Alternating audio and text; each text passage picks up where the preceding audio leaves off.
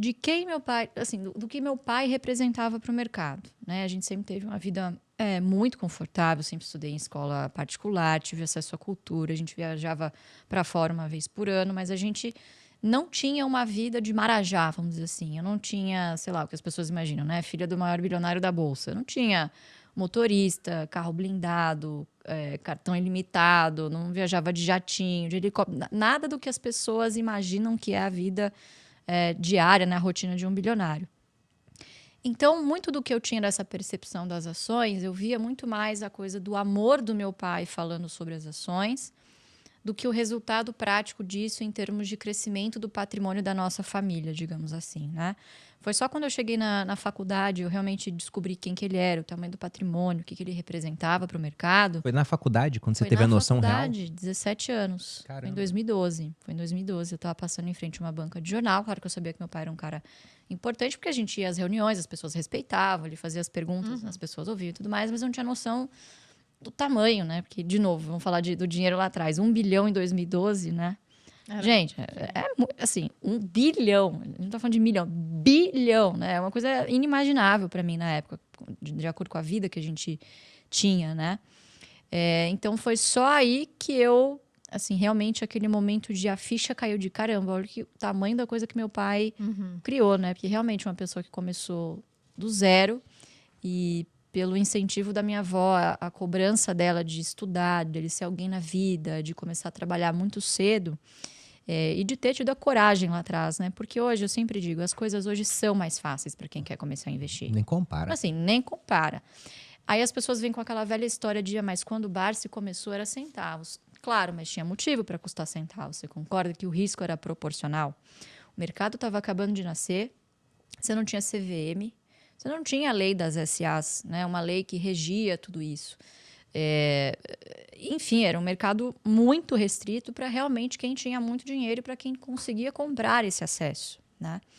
E quando ele se viu naquele ambiente, né, tendo a oportunidade de começar ali desde cedo, muito por influência de colegas também, ele fez, nem existia, acho que FEA USP na época, mas o curso precursor de FEA USP na época, né, então ele fez economia, e ele tinha, entre os colegas de sala, herdeiros, né, sucessores de grandes empresas, pessoas que já tinham acesso a esse mercado, né, que estava nascendo.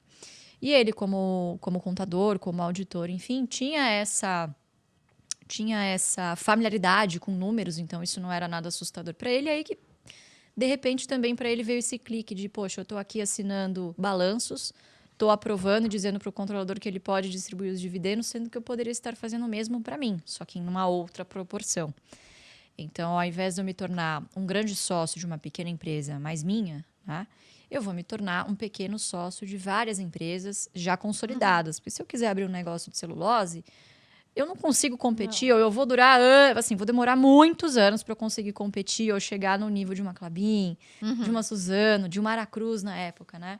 Então ele teve essa ideia de, poxa, eu acho que vai demorar pelos recursos que eu tenho, mas eu consigo me tornar um pequeno sócio de grandes negócios que pagam esses dividendos e esse fluxo vai se tornar primordial em determinado momento para eu conseguir ampliar o meu poder de aporte. Né? Que foi aí quando ele fez o estudo também do Ações Garantem o Futuro, lá em 72 ou 75, não me recordo agora. Mas bem no início da década de 70, né? Quer dizer, antes da lei das SAs, inclusive. Né? Então, assim, exige muita coragem, né? Você fazer uma coisa, você olha para o lado, não tem ninguém fazendo, você não tem ninguém para se inspirar, né? Hoje a gente tem Barsi, Buffett, Lírio, sei lá, Juca Abdala, né? Falando de Luiz Alves, né? Falando de investidores brasileiros. Mas, na época, você não tinha também o acesso à literatura externa. Era uma coisa muito restrita, realmente, né? Os custos eram altos. Então, imagina, ele era uma pessoa que tinha poucos recursos. Então, o fato dele ter tido a coragem de seguir, meio que pelo instinto dele, por tudo que ele já tinha reunido de conhecimento, acho que é incrível, né? Acho que realmente a gente tem que celebrar esse tipo de pessoa que é pioneira, né? Então, enfim, assim, eu sempre tive essa crescendo, essa ideia de que, poxa, ter esse comportamento de poupar, de reinvestir era uma coisa positiva, mas eu só fui me tocar mesmo, só foi cair a ficha de que poderia ser uma coisa tão grande. Tem que dar o nosso melhor e dar continuidade ao legado. O Michel Alcoforado, ele veio aqui no podcast, escreveu um livro chamado Coisa de Rico, né? Sim, que eu fala vi. sobre as famílias endinheiradas brasileiras. E ele me deu uma visão que eu achei muito interessante, porque todo mundo pensa assim, pô, queria eu ser herdeiro, né? Ele falou, cara, lógico que é muito bacana você já nascer com seu futuro garantido em termos patrimoniais, você elimina, né, uma boa dose de risco da sua vida, mas o herdeiro ele tem um problema também, porque ele meio que nasce com o seu futuro sequestrado. Sim. É. Porque alguns eles têm a obrigação de suceder, entendeu? Você teve meio que essa obrigação ou não? Você foi para um mundo dos investimentos que você pensou, não, cara, eu gostei disso aqui. Ou você sentiu um pouco do peso? Falou, cara, não, realmente eu irmãos, tenho né? que ter essa... Eu tenho Essa 4 irmãos. pegada. Mas que seguiu exatamente a filosofia que Só trabalha, você? que trabalha com ele hoje, só eu. Uhum. Assim, é claro que você sente o peso, mas assim, isso teve zero influência. Eu acho que muito pelo fato de eu ter admirado ele antes de ter entendido o tamanho do patrimônio, o tamanho da responsabilidade, provavelmente contribuiu muito com isso. Eu gosto do que eu faço, né? Eu tive a sorte de nascer, o meu pai me orientando da forma de que eu gostasse do que eu faço hoje. Eu não consigo me imaginar fazendo outra coisa. Eu tive um breve surto no colegial que eu queria fazer engenharia aeroespacial. Caramba. Aí eu falei, tem que fazer ITA. Eu falei, Achei que não, você ia falar de artes, entendeu? Porque todo herdeiro tem isso. Vamos fazer arte. É. artes plásticas, isso tem no livro também, né? Maravilhoso.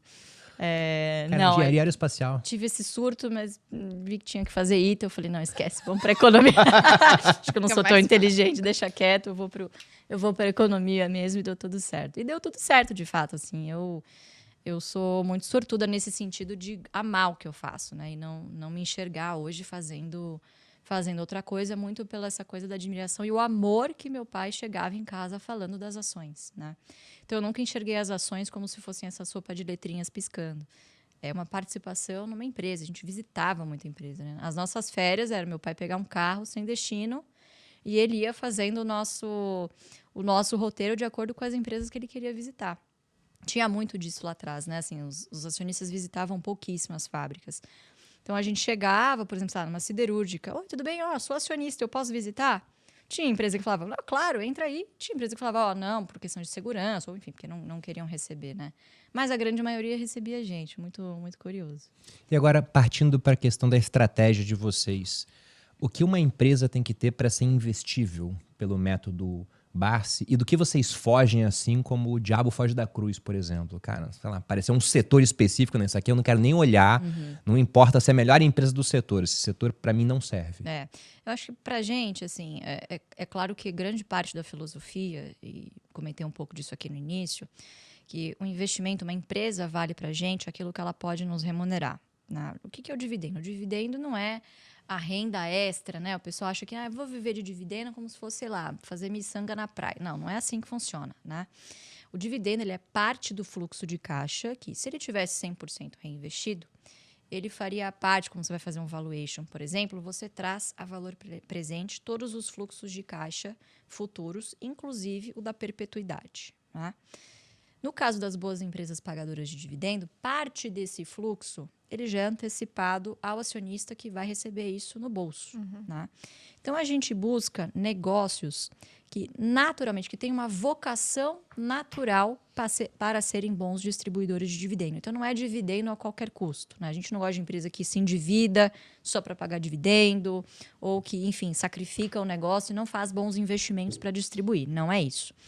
Você tem uma categoria de negócios, né, que geralmente a gente enquadra como BEST, que é o nosso filtro setorial, que são negócios perenes, são negócios resilientes a momentos de crise. Não significa que não sofram ou que os preços não caiam, não.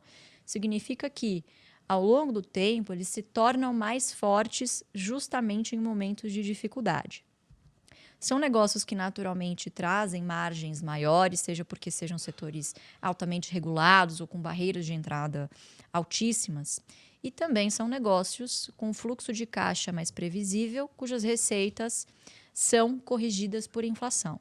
E num país como o nosso, né, a gente passou boa parte do tempo aqui falando, inclusive, da inflação, justamente para esse mercado de descartáveis, né, que, inclusive, depois da pandemia também só cresce, né?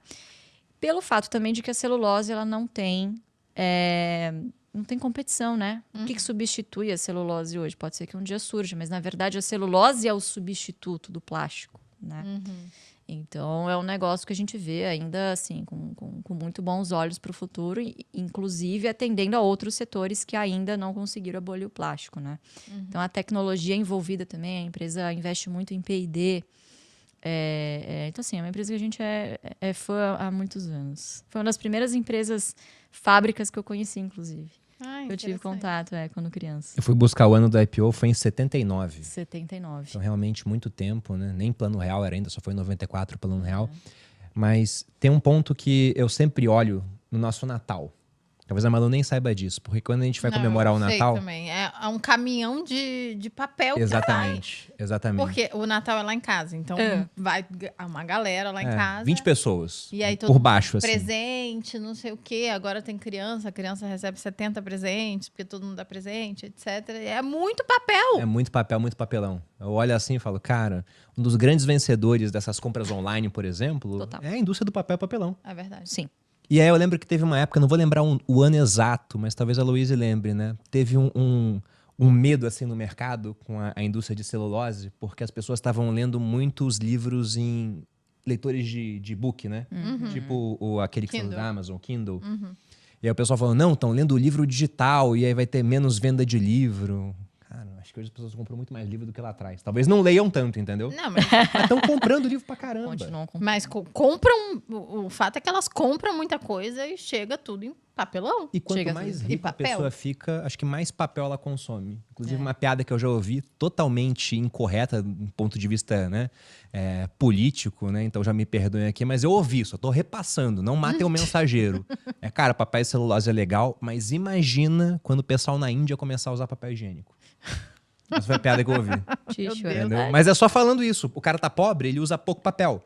À medida que ele começa a ter uma renda mais alta, ele vai gastar com comida, por exemplo, mas também vai gastar com essas compras, onde vem embalado com papel, com papelão. Né? Então, no final, né, é um setor que ele realmente faz sentido você calcular a perenidade nesse ponto. Sim. Porque tem uma coisa muito bacana no método de vocês, né? Quando você olha lá bancos, né, setor elétrico, saneamento. Quando a IA ela começou a realmente mostrar um pouco do potencial que ela tem no futuro, de mudar muita coisa, eu peguei a lista das empresas listadas em bolsa e comecei a ver, cara, quem aqui pode ser disruptado de maneira mais fácil e quem não pode, né? E aí os setores muito regulados são mais resistentes à disrupção, por exemplo. Que são setores nos quais vocês investem. Né? Porque a IA pode mudar um monte de coisa, mas não tem como disruptar a criação de, sabe, árvores para gerar celulose, cara. E você sabe que uma discussão muito interessante, né? A gente teve uma evolução gigante nos últimos 20 anos do capital intelectual.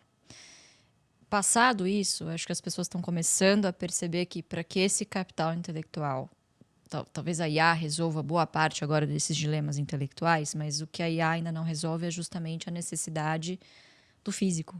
O que a IA não vai substituir, né? Então a gente vai precisar do minério, da energia, da água, da árvore, da terra e tudo mais, né? Então acho que é uma tendência natural nos próximos anos, e entrando um pouco no mundo de bolsa, porque eu acho que o Brasil deve se beneficiar enormemente nesse próximo ciclo, é justamente a abundância desse tipo de recurso e das empresas que fazem isso com muita maestria, né? A gente tem excelentes empresas aqui no Brasil que entregam serviços e produtos muito bons nesse sentido, né?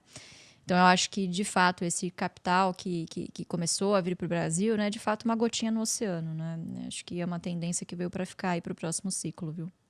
E vocês vendem as posições, mesmo as vencedoras, por exemplo, vamos dizer que você tem lá a Klabin no seu portfólio e ela subiu muito mais que o restante do portfólio. Você vende para rebalancear ou não? Vender uma coisa muito rara realmente, vocês tentam rebalancear só alocando dividendo novo nas posições que estão mais baratas? É muito raro, é muito raro. A Klabin até que teria liquidez para isso.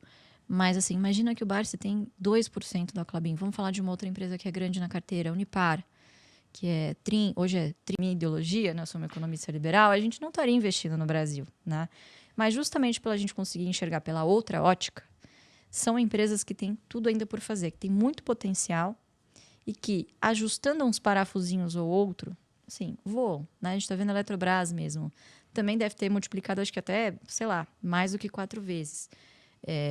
De novo, uma empresa fantástica, agora virou Axia, mas eu não consigo chamar de Axia, eu chamo de Eletrobras. Não há Cristo que me faça chamar esse negócio de Axia. Mas, enfim, foi privatizada em 22, salvo engano, e na época eu fui muito enfático, eu falei, gente, eu não sei quanto tempo vai demorar, mas se você conseguir alocar pelo menos ali uns 10% do FGTS, faça Na isso. época podia, né? Podia, então. São justamente esses poucos eventos que você consegue alocar o seu FGTS. O último, salvo engano, tinha sido em 2010 Com a Vale? com a Petro. Com a Petro? Se não me engano, eu não sei, talvez tenha tido Vale, alguma coisa de Vale no A meio do Vale eu caminho. sei que foi possível alocar, mas foi muito antes. Foi Privatizada no antes. Fernando Henrique ainda. Foi antes, acho que foi início dos anos 2000, por aí.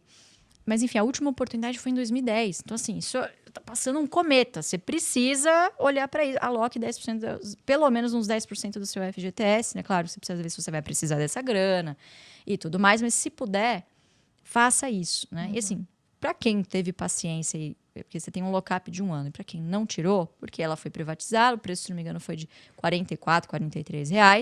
Ela caiu depois, ela chegou até a 37. E aí veio uma chuva de, tá vendo? Eu coloquei meu FGTS. Pelo menos se eu tivesse deixado quieto, tava rendendo lá 3% ao ano e não sei o que, não tava negativo. Gente, calma. É que é Calma. uma frase. Né? Calma, espera. E a espera sempre ela é recompensada. Uhum.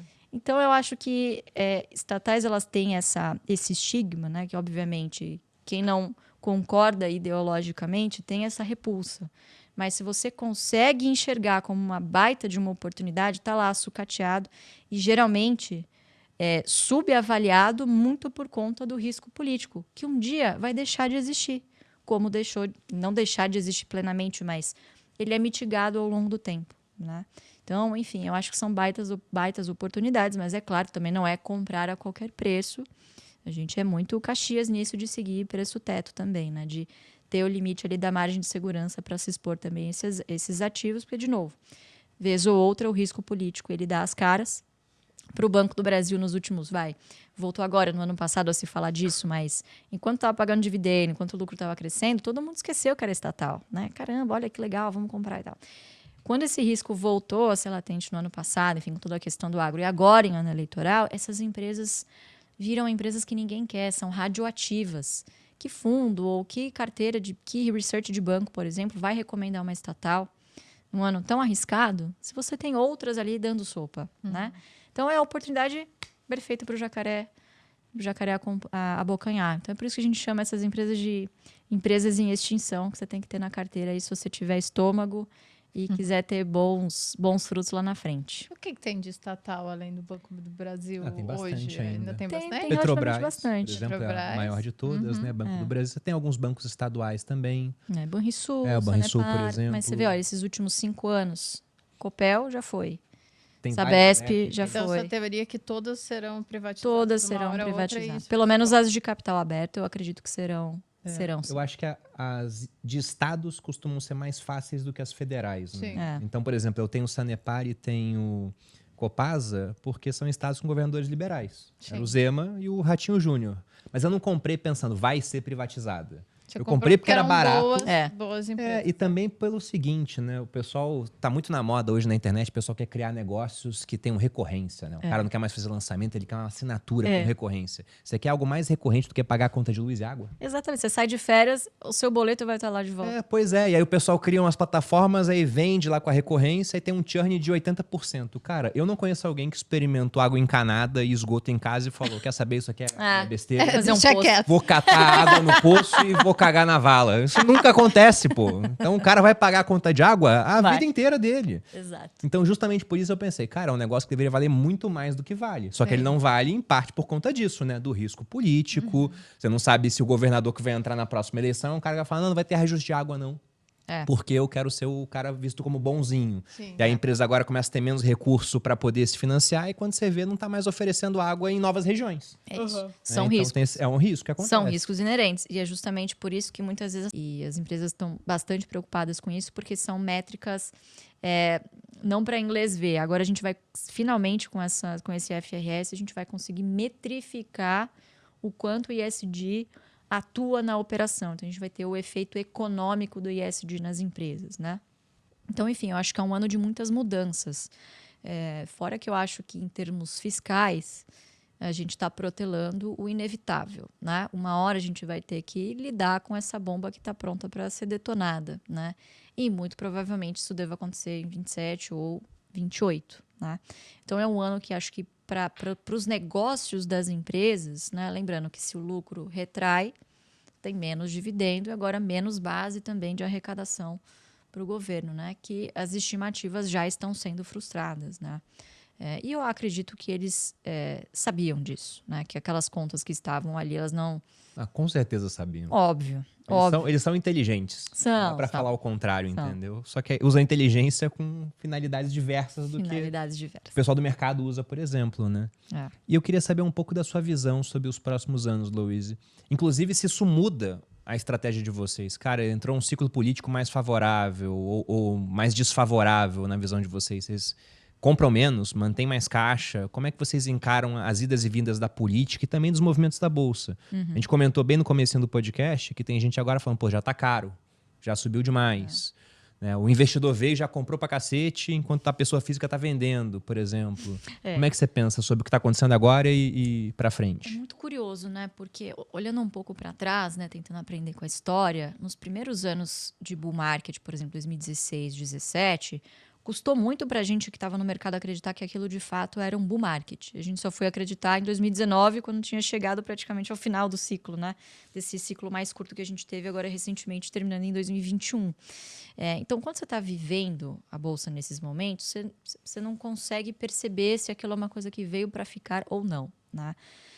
Eu acho que, de novo, muito por essa coisa do capital intelectual precisar, as pessoas perceberem que precisam do capital físico para que esse ecossistema funcione, e por todo o contexto externo que a gente está vivendo, eu acho que o Brasil e emergentes como um todo está muito bem posicionado, vamos dizer assim, para receber esse fluxo.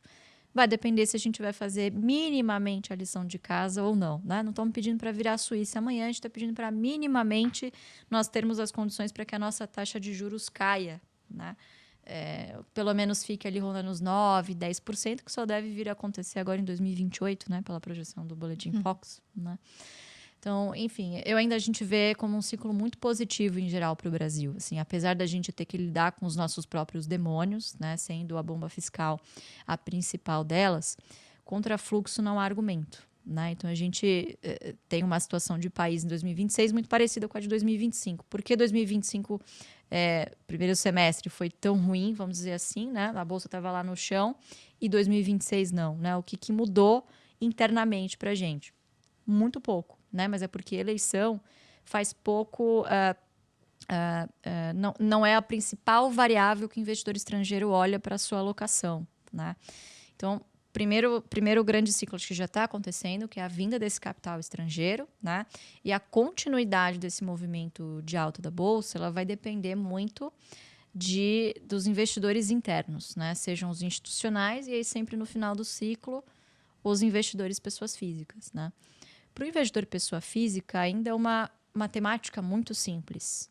Por que eu vou correr risco na Bolsa que agora está 200 mil pontos, né? Ou chegando próximo aos 200 mil pontos, se eu tenho um IPCA mais 7,5%, se eu tenho um pré-fixado a 13%, 14%, né? Então, o custo de oportunidade para esse investidor é diferente do custo de oportunidade do estrangeiro. Então, é justamente por isso que início de ciclo de bull market, né, é muito difícil de você enxergar, porque é essa enxurrada de capital estrangeiro, né? Que a gente sabe que piscou, olha aí, né? A gente já realizou bastante desse ganho aí nos meses de março e abril, né? Vamos ver como é que vai ser maio. Então, os ciclos políticos, os ciclos macroeconômicos, é claro que eles importam e eles fazem preço a curtíssimo prazo. Mas a longo prazo, né, quanto maior o seu horizonte de investimento, de novo, esses efeitos acabam sendo dissipados e o que realmente importa é a qualidade das empresas que você tem em carteira e o preço que você pagou por elas e, claro, esse efeito bola de neve dos dividendos sendo reinvestidos, certo? Então, é muito para isso que a gente olha. Esses ciclos fazem preço, obviamente. Então, como é que a gente equilibra se recuperando? Então, você tem mais ganhos de prêmios, né, de novas apólices sendo feitas ali, de um crescimento de receita mesmo operacional, digamos assim, né? Então, uma coisa vai compensando a outra, né? Mas nesse momento em que a taxa de juros vai caindo, né, obviamente é um dinheiro, vamos dizer assim, fácil que está lá alocado, que serve como um complemento no balanço, né? Então, geralmente, quando há essa expectativa de queda de taxa de juros, né, geralmente o mercado acaba reprecificando essas empresas seguradoras, né, refazendo esses valuations, né, que foi o que aconteceu, inclusive, o rebaixamento tanto da BB Seguridade, da Caixa Seguridade. BB Seguridade, claro, pelo contágio que tem com os negócios do próprio Banco do Brasil. A gente sabe que o agro vem de um segundo, terceiro ano muito difícil esse ano, né? Então, os produtores endividados, você tem também toda aquela questão das várias recuperações judiciais. Então, produtores que eram bons pagadores, né, deixaram de pagar, né, de forma inédita, com a mudança também da contabilidade que veio pelo Banco Central. Agora você faz a sua PDD, né, a sua PCLD, que é provisões de devedores duvidosos. Então, você imagina, você emprestou dinheiro, uma parte para quem você emprestou dinheiro. Imagina aquele tio que você emprestou dinheiro. Para esse você fala, pô, esse aqui eu nunca mais vou ver o dinheiro de volta, né? O banco é dado. O banco faz exatamente a mesma coisa. Só que antes o banco tinha que provisionar faseado de acordo com a inadimplência. Hoje não. Hoje é de acordo com a expectativa de inadimplência em 3 estágios, né? Então, a inadimplência não precisa acontecer para que você provisione a grana no balanço dos bancos. Basicamente é isso, né? Então, como o setor do agro está passando por certa dificuldade no momento, obviamente o Banco do Brasil é o mais afetado, 1/3 da carteira é agro, né? Exposição ao Que agro. era uma grande força há alguns anos, virou agora, né, punitivo para o E você banco. percebe, por exemplo, cada setor tem também o seu ciclo, né? Não quer dizer que eles estejam imunes a isso. Então, tem determinados momentos, né? Por exemplo, o setor de bancos, o Itaú é sempre o grande benchmark, né? Então, você via as matérias, sei lá, há 6, 7 anos atrás. Caramba, Bradesco com ROI do Itaú, 20%. Aí alguma coisa acontece, afeta a carteira de crédito, decai. Aí veio o Santander com mais exposição ao varejo. Caramba, Santander com ROI de 20%, competindo com o Itaú. Depois veio o BTG, né? Agora Bradesco se recuperando de novo. Depois veio o Banco do Brasil. Então, no próprio setor financeiro, todos os setores passam por esses ciclos financeiros, né? E talvez agora, pelo momento que nós estejamos vivendo, talvez o setor de seguros seja aí o que tenha maior número de empresas abaixo do preço-teto. Eu acho um setor muito bom. Eu sempre falei que seguradoras são o mais próximo que a gente tem de um cassino no Brasil até a entrada das bets. É verdade. Porque a seguradora ela tem toda uma estatística jogando a favor dela, entendeu? A casa sempre ganha no final. Sim. A lei dos grandes números. Exatamente. Então eles sabem que, vou fazer seguro de carro para tantas pessoas, a expectativa é de tantas pessoas terem sinistro, aí eu vou ter que pagar essas pessoas, mas vai sobrar um tanto de dinheiro que reinvestido aqui a índices muito altos, vão gerar um baita resultado para a seguradora. Não à toa, o Warren Buffett fez grande parte do que ele fez munido desse capital que via da seguradora dele. Né? Exatamente. Então é um baita de um negócio, realmente. É muito bom. Eu já fui Maria Tomada, agora eu sou Maria Policy. Ah, é? Comprando seguro aí, muito bom. Setor que eu gosto bastante. E eu tenho uma pergunta também sobre como é que vocês encaram a questão sucessória dentro do método. Porque, por exemplo, não é desejando nada de errado pro seu pai, longe disso, né? Mas seu pai tá com 87 anos agora. Sim. E aí, aqui no Brasil, a reforma tributária, um dos impostos que deve aumentar ao longo do tempo, porque eles estão dando a liberdade para os estados fazerem isso, é o ITCMD, que é aquele imposto sobre transmissão, doação e causa-mortes. E aí, se você soma esse imposto hoje, que ele varia de 4% a 8%, né? Com mais custo de inventário, honorário de advogado, ele chega facilmente a 20%. E se você pega os investimentos todos, eles entram em inventário, exceto previdência privada, por exemplo. Vocês têm algum tipo de plano para evitar essa mordida tão grande do leão, como se ela criar um fundo de previdência e passa todo o dinheiro para o fundo? Se bem que agora o governo está fechando as portas para isso também, né? Até há pouco tempo dava, agora já tem imposto Não vai também. ter por onde escapar. Assim, acho que olhando globalmente, restaram pouquíssimos países que não estejam fechando a porta. E mesmo assim são portas que têm um tempo para acabar, né? Você tem um benefício temporário e depois isso se esgota e vai para outra solução e tudo mais. Então, o que a gente está pensando muito não é... É claro que a gente evita pagar imposto, obviamente, você não vai pagar imposto desnecessariamente. Mas a nossa grande preocupação é com a sustentabilidade, com a continuidade desse patrimônio lá na frente. Assim, acho que a nossa preocupação número 1, em detrimento de pagar menos impostos, né? Você tem N ferramentas que você poderia pagar menos imposto, mas se eu digo para o meu pai hoje, pai, em vida o senhor vai ter que colocar tudo num fundo exclusivo e deixar na mão de um gestor, eu estou matando meu pai, entendeu? Assim, o que ele gosta de fazer É isso. é isso, sentar, ele dar as ordens dele,